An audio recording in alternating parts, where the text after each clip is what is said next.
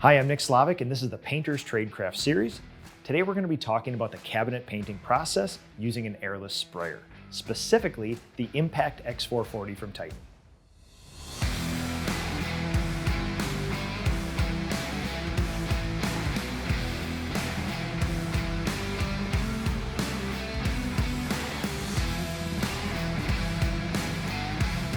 The hallmark of a good standard operating procedure is that it is simple and teachable, but also repeatable. And for that reason, we chose airless.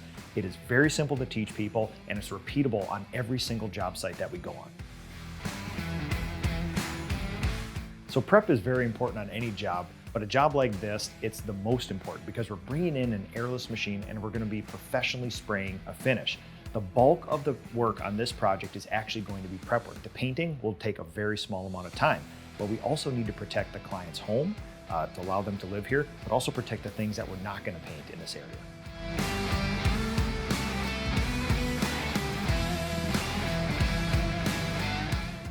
Quick safety tip for you guys now. During this part of the cabinet process, we like to turn off the gas appliances when we spray. You can either do this yourself by finding a shutoff valve or getting a licensed contractor to do it for you.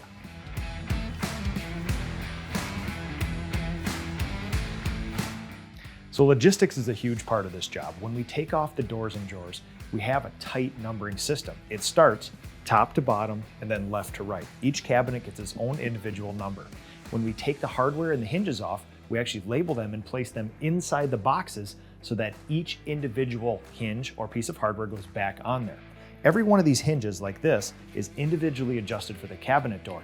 And if you put them all in a bucket and disperse them around, none of the doors are going to be adjusted correctly. This numbering system, this labeling system, and this control of the hardware allow doors and drawers to go back up with minimal adjustments at the end of the job.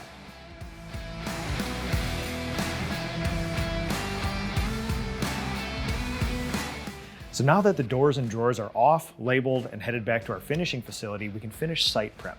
We're going to mask off the insides of these cabinet boxes with a step-back masking method, which is we take one line of blue tape initially to get a nice, clean, straight line, and then we will put in the field masking, the actual plastic that will keep odors and dust out of the cabinets. We will then prep off the ceiling. We will not be painting the ceiling on this job to keep paint off it, and then we'll go through our process called SVT.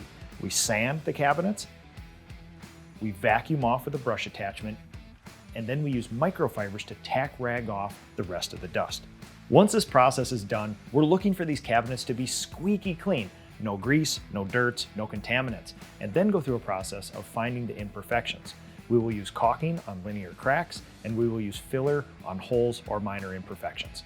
We will sand those imperfections down, and we're ready for top coat.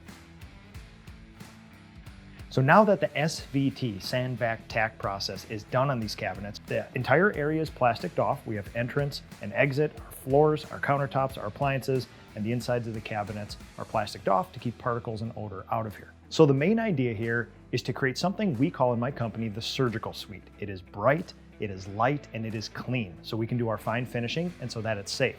One of the main things that we do to create a surgical suite is to have an air scrubber and a negative air machine.